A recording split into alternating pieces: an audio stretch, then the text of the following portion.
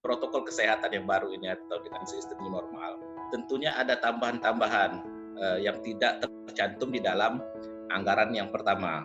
Seperti penambahan yang saya bilang tadi, harus setiap TPS harus menyiapkan bahan cuci tangan, kemudian hand sanitizer, itu luar biasa tambahannya. Oke, jadi saya ingin konfirmasi kepada Pak Penti, jadi bisa dikatakan bahwa penyelenggaraan Pilkada serentak 2020 dalam pusaran COVID ini bisa dikatakan lebih mahal daripada biasanya, Pak, gitu, untuk anggaran. Iya, dari hasil diskusi dengan kawan-kawan yang melakukan Pilkada beberapa hari ini, dari anggaran sudah mereka tersedia, kemudian ditambah dengan protokol kesehatan itu, ada tambahan sekitar 2-3 miliar.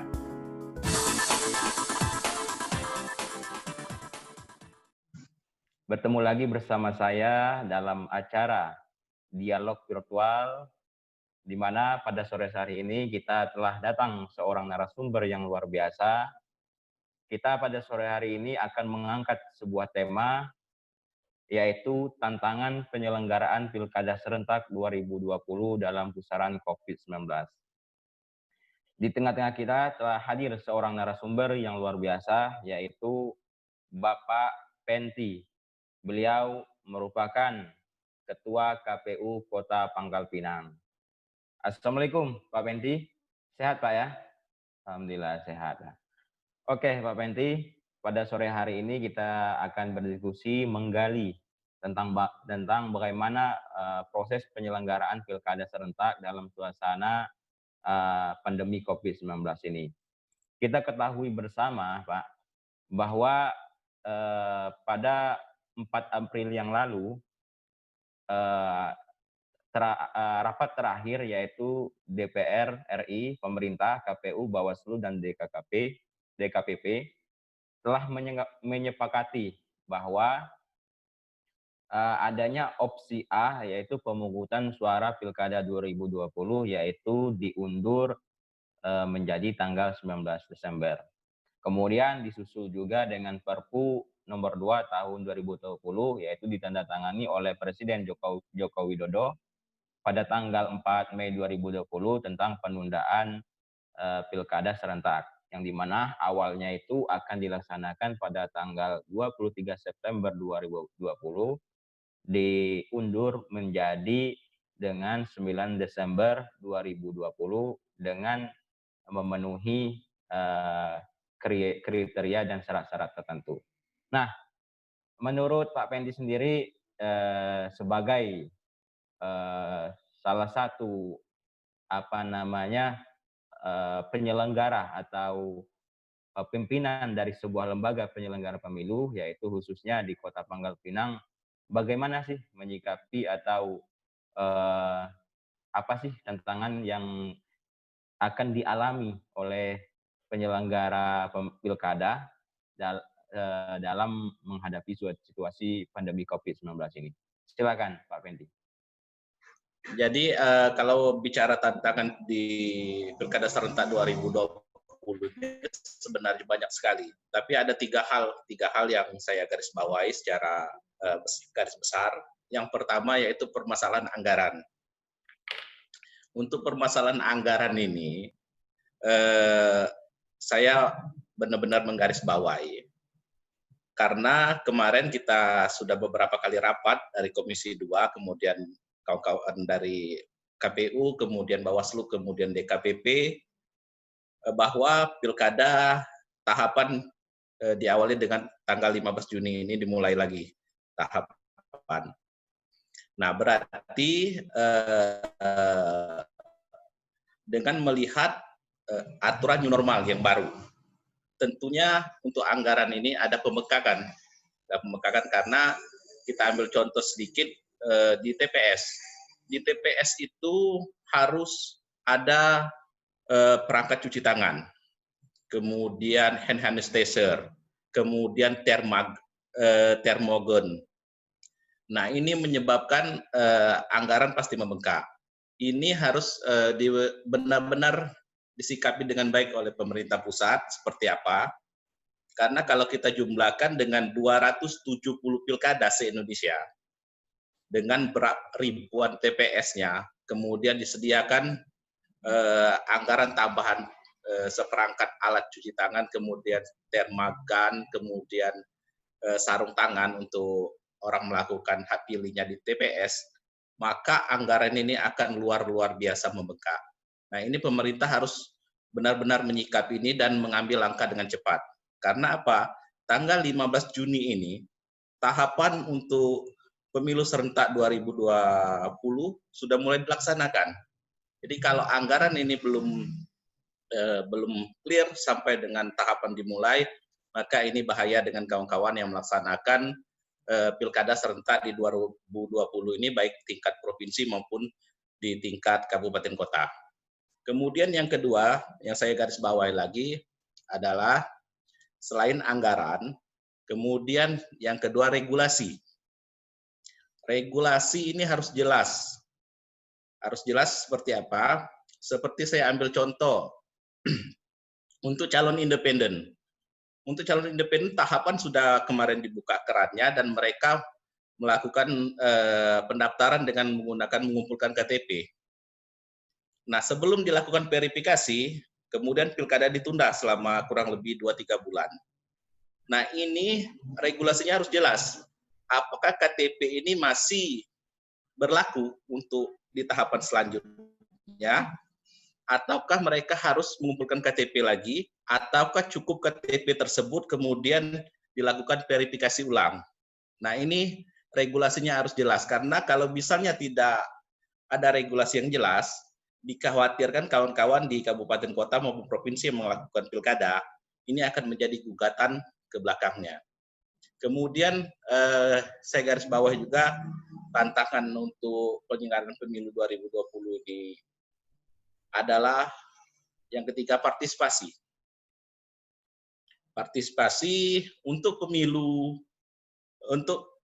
serentak 2019 kemarin, rata-rata partisipasi itu sekitar 80% ke atas untuk kabupaten kota maupun tingkatan provinsi. Dalam keadaan normal. Nah, ini dalam keadaan pandemi COVID-19, ini kawan-kawan kabupaten kota juga harus jeli. Gimana caranya untuk meningkatkan partisipasi masyarakat? Gimana caranya untuk meningkatkan masyarakat untuk datang ke TPS? Karena pengalaman kita sebelum-sebelumnya dengan tanpa pandemi COVID-19, susah sekali untuk meningkatkan partisipasi ini, apalagi dengan adanya pandemi seperti ini. Nah, ini menjadi 3 PR terbesar kawan-kawan yang melakukan pilkada serentak 2020 ini. Jadi dari segi anggaran, yang saya garis bawahi, kemudian yang kedua adalah regulasi yang jelas, kemudian yang ketiga adalah partisipasi. Peningkatan partisipasi pemilih ini juga penting dalam kawan-kawan melakukan pilkada serentak di 2020 dalam COVID-19 ini. Oke Mas Eki, itu sedikit gambaran tantangan yang saya garis bawahi secara garis besar itu aja untuk pilkada serentak 2020 ini. Oke, terima kasih Pak Pendi atas pembukaannya diskusi kita pada sore hari ini. Ada 3 poin yang saya tangkap, yaitu permasalahan besar mungkin yang disampaikan Pak Pendi tadi terkait tantangan penyelenggaraan pilkada serentak 2020 ini. Yang pertama itu masalah anggaran, yang kedua masalah regulasi, dan yang ketiga masalah partisipasi pemilih. Nah, kita coba untuk mengulik, mungkin memperdalam satu persatu dari beberapa poin tadi. Mungkin yang pertama Pak, berkaitan sama anggaran. Kita ketahui bersama bahwa walaupun ada statement di pemerintah pusat bahwa anggaran pilkada itu tidak digunakan untuk penuntasan COVID-19. Itu ada pernyataan beberapa di media mainstream. Nah, berkaitan dengan ini, apakah benar demikian Pak Pendi untuk teman-teman di daerah itu terkait anggaran ini? Apakah memang masih ada anggaran untuk penyelenggaraan pemilu tersebut atau bagaimana? Karena kita harus memastikan bahwa anggaran-anggaran ini sangat krusial sekali dalam penyelenggaraan COVID-19. Tentu mungkin ada positif dan negatifnya, penyelenggaraan pemilu di suasana COVID mungkin ada dikurangin, ada juga proses penambahan. Misalnya mungkin penambahan kata Bapak tadi terkait protokol kesehatannya. Nah, mungkin kalau kita lihat dari segi sosialisasi dan kampanyenya itu, peralihan media itu mungkin bisa juga mempengaruhi atau bagaimana, Pak, untuk terkait ini? Yang pertama dulu untuk anggaran yang kemarin pertama memang itu tidak digunakan kan dari Pemda masing-masing. Tapi dengan protokol kesehatan yang baru ini atau dengan sistem new normal, tentunya ada tambahan-tambahan yang tidak tercantum di dalam anggaran yang pertama. Seperti penambahan yang saya bilang tadi, harus setiap TPS harus menyiapkan bahan cuci tangan, kemudian hand sanitizer, kemudian termogen yang untuk ngetes suhu tubuh di kening itu, dan itu luar biasa tambahannya. Saya sempat kemarin diskusi dengan kawan-kawan di kabupaten yang melakukan penyelenggaraan pilkada, tambahan anggarannya sekitar 2-3 miliar untuk satu kasus seperti itu saja. Kemudian untuk kawan-kawan media, kemungkinan kita juga minta bantu untuk sosialisasi ke depannya seperti apa, karena ini kasus yang baru ya, dan kita tidak pernah merasakan melaksanakan pilkada di tengah COVID-19 ini. Maka kita minta bantuan juga kawan-kawan dari wartawan, kemudian media massa untuk mengenjot seperti apa masyarakat untuk lebih partisipatif lagi datang ke TPS dalam menggunakan hak pilihnya. Jadi harapan-harapan seperti itu yang kita kembangkan di dalam masyarakat untuk saat ini. Oke, jadi saya ingin konfirmasi kepada Pak Pendi. Jadi bisa dikatakan bahwa penyelenggaraan Pilkada serentak 2020 dalam pusaran COVID ini bisa dikatakan lebih mahal daripada biasanya, Pak, gitu, untuk anggaran. Iya, dari hasil diskusi dengan kawan-kawan yang melakukan pilkada beberapa hari ini, dari anggaran sudah mereka tersedia, kemudian ditambah dengan protokol kesehatan itu, ada tambahan sekitar 2-3 miliar tambahan anggarannya. Itu untuk daerah seperti kita aja yang DPT-nya sebabel tidak sampai 1 juta ya. Gimana dengan daerah yang daerah besar seperti Jawa Tengah, Jawa Timur, maka anggarannya jelas lebih besar lagi dari hal tersebut. Karena kita ambil kecil termogan. Termogan itu 2,5 juta satu. Kalau kita TPS 2.000 aja, kali aja 2,5 juta dikali 2.000 TPS untuk satu alat aja itu. Maka tambahannya luar biasa nih. Anggarannya jelas lebih besar daripada pilkada-pilkada sebelumnya. Oke, terima kasih Pak Medi. Jadi mungkin jadi penyelenggara pilkada harus memastikan untuk kesiapan anggaran begitu Pak ya. Iya. Karena dengan pengeluaran yang cukup besar juga daripada biasanya. Kemudian juga berkaitan sama regulasi yang kedua tadi Pak yang disampaikan berkaitan dengan regulasi, di mana di dalam itu terkait dengan tahapan pencalonan. Sejauh ini tahapan pencalonan masih di tahap pendaftaran calon perorangan ya Pak ya. Iya. Nah, bagaimana sih Pak untuk memastikan regulasi itu bisa berjalan dengan baik dan juga tidak ada timbul sengketanya di belakang kemudian hari. Kemudian juga terkait dengan tahapan sejauh ini itu seperti apa sih Pak? Mungkin para klikers di rumah perlu mengetahui sejauh ini bagaimana tahapan-tahapan pelaksanaan Pilkada serentak 2020 ini. Silakan Pak Bendi. Ya, untuk tahapan verifikasi calon perseorangan, maka kan tanggal 15 Juni ini nanti tahapan dimulai lagi. Maka ya harus serembuk kawan-kawan dari penyelenggaraan pemilu, mau itu dari Bawaslu, dari KPU Pusat, kemudian dari DKPP, untuk mengeluarkan regulasi yang baru sebelum tahapan tersebut dimulai. Karena kalau misal tahapan tersebut dimulai kemudian regulasinya belakangan, maka akan membingungkan kawan-kawan di kabupaten kota untuk melakukan seperti apa terhadap dukungan calon perseorangan ini. Apakah langsung diverifikasi, apakah mengumpulkan KTP yang baru. Nah, hal-hal seperti ini kan harus mempunyai aturan yang jelas dan regulasi yang jelas. Nah, ini memang sedikit membingungkan kawan-kawan di kabupaten kota. Kemudian yang kedua, untuk tahapan yang sekarang ini sudah rekrutmen tenaga ad hoc, dalam hal ini PPK, Panitia Pemilihan Kecamatan. Nah, kemarin setelah mereka terpilih, karena ada COVID-19 kemarin, dibatalkan pelantikannya. Jadi kemungkinan untuk tahap ketika masuk tanggal 15 Juni ini, pengaktifan lagi tenaga ad hoc yang telah dilantik tersebut. Jadi setelah mereka dilantik, baru nanti mereka bisa melakukan tahapan-tahapan lanjutan untuk pilkada di 2020 ini. Oke, Pak Mendy itu. Terima kasih. Jadi bisa dikatakan bahwa dalam tanggal 15 Juni ini bahwa segala aktivitas, tahapan-tahapan akan diaktifkan kembali sesuai dengan tahapan-tahapan yang direncanakan secara awal, gitu Pak Mendy ya? Iya, iya. Tanpa tanpa mengulang ataupun menambah tahapan-tahapan baru.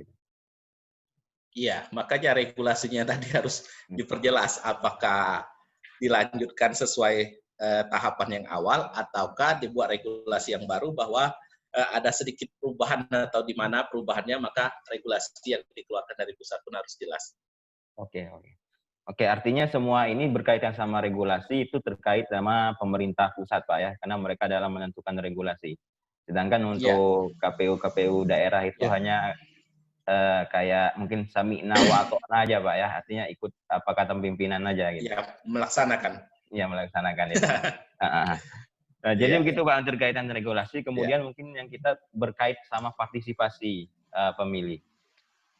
Mungkin menurut Pak Pendi sendiri, berbicara mungkin proyeksi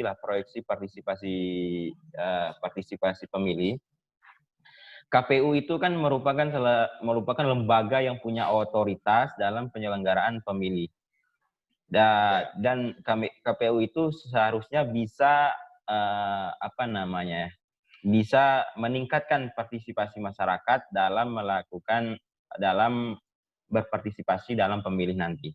Nah, kira-kira proyeksi, tadi mungkin telah digambarkan secara singkat sama Pak Pendi di depan, kira-kira proyeksi ke depannya ini bagaimana sih partisipasi pemilih dalam menentukan hajat yang digelar Desember 2020 nanti gitu.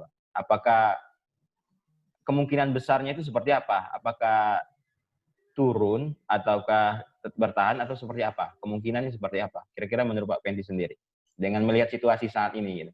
Ya. Kalau melihat situasi saat ini sih saya tidak bisa memprediksi dengan baik ya. Ini butuh kerja keras kawan-kawan penyelenggaraan pemilu untuk meningkatkan partisipasi masyarakat ini. Karena jujur saja dulu waktu pemilu di 2019, pemilu serentak 2019, partisipasi pemilih itu rata-rata 80% ke atas. 80% ke atas. Peningkatannya signifikan dan luar biasa. Nah, untuk mempertahankan hal seperti ini, memang butuh kerja keras dari kawan-kawan kabupaten kota, kemudian provinsi, gimana formula yang baik untuk meningkatkan partisipasi tersebut, atau minimal paling tidak stagnan sama dengan pemilu di 2019. Paling dengan melaksanakan sosialisasi yang masif, kemudian minta bantu juga dengan tokoh-tokoh masyarakat, kemudian kawan-kawan wartawan untuk melakukan sosialisasi secara masif, sehingga kesadaran masyarakat untuk menggunakan hak pilihnya menjadi lebih baik daripada 2019. Tapi memang kendalanya di tengah badai COVID-19 ini, keinginan masyarakat untuk datang ke TPS itu yang harus kita berikan motivasi yang baik sehingga mereka mau menggunakan hak pilihnya. Karena dengan tidak ada COVID-19 saja partisipasi sering menurun, apalagi dengan adanya pandemi seperti ini. Maka tugas dan kerja keras kawan-kawan di tingkat penyelenggara, kemudian ad hoc dari PPK, kemudian PPS dan KPPS ini menjadi ujung tombak kawan-kawan di penyelenggaraan, kemudian untuk meningkatkan partisipasi ini secara signifikan ke depannya. Jadi bantuan dari kawan-kawan tenaga ad hoc dari PPK, PPS, kemudian KPPS ini sangat berarti untuk partisipasi meningkat atau tidak ke depannya, seperti itu. Oke, Pak Pendi. Berarti semua segmen, artinya dalam semua tahapan para penyelenggara itu harus kerja keras, Pak ya, dalam untuk meningkatkan partisipasi pemilih itu dalam hajatan besar ini 2020 ini, Pak ya. Iya.